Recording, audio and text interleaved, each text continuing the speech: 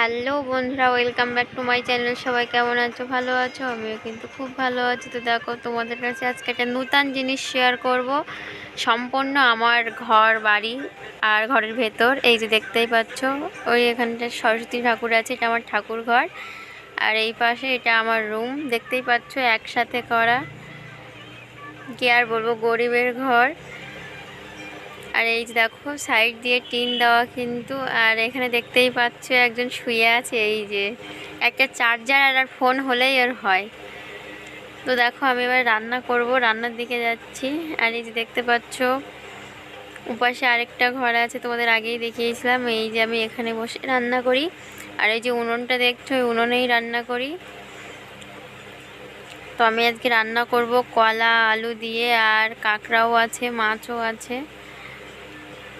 তো দেখো, মানে কি আর বলবো, আমাদের সেরকম আর ঘর বাড়ি নেই, বা সেরকম কোনো কিছুই নেই যে তোমাদের একটু দেখাবো। তবে গরিবের বাড়ি যেটুকুই আছে সেটুকুই তোমাদের কাছে তুলে ধরেছি। তোমাদের যদি ভালো লাগে তাহলে অবশ্যই লাইক কমেন্ট করো এবং চ্যানেলটি সাবস্ক্রাইব করো।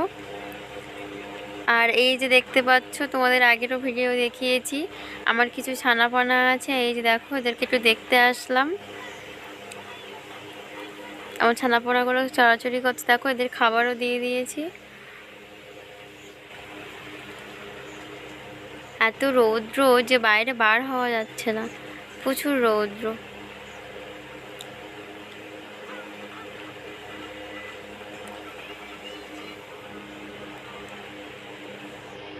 তো চলো, আমি এবারে রান্নার দিকে যাব। ওকে একটু ডাকলাম, আমার ননদিনীকে, একটু কাজ আগিয়ে নেওয়ার জন্য। তো দেখো, ও আমার কাজ আগিয়ে দেওয়া বাদ দিয়ে বসে বসে মোবাইল ঘাঁটছে। এবার ডাকা আর না ডাকাটাই আমার সমান হয়ে গেল। তো দেখো, আমি সব কিছু রেডি করে নিচ্ছি, এবার রান্না করব। এই দেখতে পাচ্ছ, এগুলো কিন্তু চিংড়ি মাছ। চিংড়ি মাছ দিয়ে কলা আলু দিয়ে রান্না করব। তার জন্য আমি একটু রসুন নিয়ে নিয়েছি, আদা নিয়ে নিয়েছি, আর কাঁচা লঙ্কা। আর এই যে দেখো, কাঁকড়া, নদীর কাঁকড়া, প্রচুর ঘিনু হয়েছে এই কাঁকড়ায়। দেখো, দেখলেই খেতে ইচ্ছা হবে। এই কাঁকড়া একটু মশলা দিয়ে করা হবে, ঝোল টাইপের করা হবে। আর এই যে কাঁকড়া দেখতে পাচ্ছ, এই দুটো কাঁকড়া এক্ষুনি ধরা হয়েছে। তো বন্ধুরা, তোমাদের কার কার কাঁকড়া খেতে ভালো লাগে অবশ্যই কিন্তু কমেন্ট করে জানিও। আর হ্যাঁ, কাঁকড়া খাওয়ার জন্য আমাদের সুন্দরবনে চলে এসো। দেখো,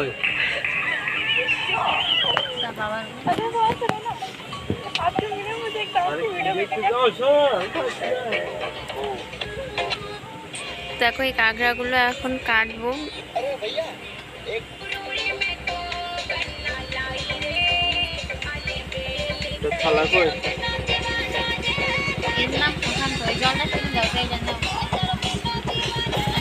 দেখো, ওদের কাটার জন্য দা নিয়ে চলে আসছে, কারণ এদের একবার যদি কামড় বসায় তো সেখান থেকে মাংস তুলে নেবে একেবারে। এদের কামড়ে ছাড়ানো আছে।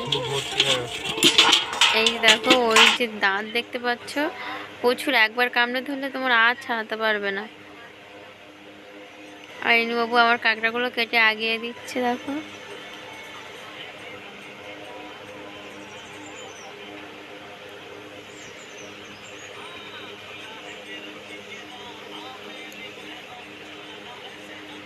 এই কাঁকড়া কিন্তু আর একটা করে ছাড়ি নিয়ে এর সাথে একটু দই, একটু মশলাপাতি ঠিকঠাক দিয়ে, বা একটু সস দিয়ে রান্না করলে কিন্তু বেশ সুন্দরই লাগে খেতে।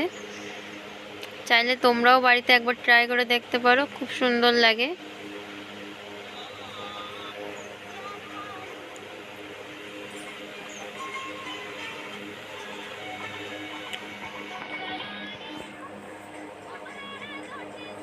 এই গরমের সময় তো, গরমের সময়টা এখন একটু কাঁকড়ার ঘিনু হয় ভালো। আরও ঘিনু ভালো হয় শীতের সময়। শীতকালে এমনি সব কাঁকড়ারই ঘিনু হয়, কিন্তু এই সময়টায় মেয়ে কাঁকড়াগুলো প্রচুর ঘিনু হয়। আর লাল লাল ঘিনু দেখতে এত সুন্দর লাগে না। এই যে দেখো, এই কাঁকড়াটার ঘিনু হয়েছে, দেখো। এই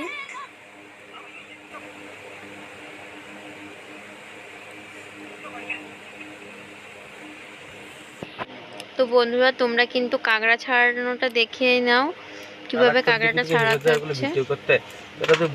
বাড়িতেও তোমরা এইভাবে কাঁকড়া ছাড়িয়ে নিতে পারবে একা একাই, কারণ লাগবে না। করতিস কেন? কতদিনের তুমি চ্যানেল করতে জানিস? সাকসেসফুলটা বললি পারা না।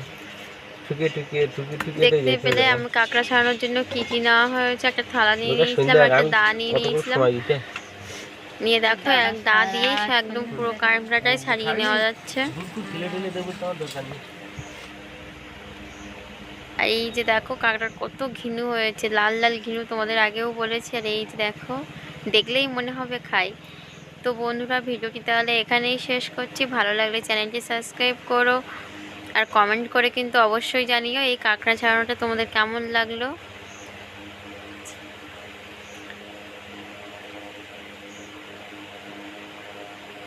সবাই তাহলে ভালো থেকো। পরের ভিডিও তোমাদের সাথে আবারও কথা হবে। Tata, bye bye.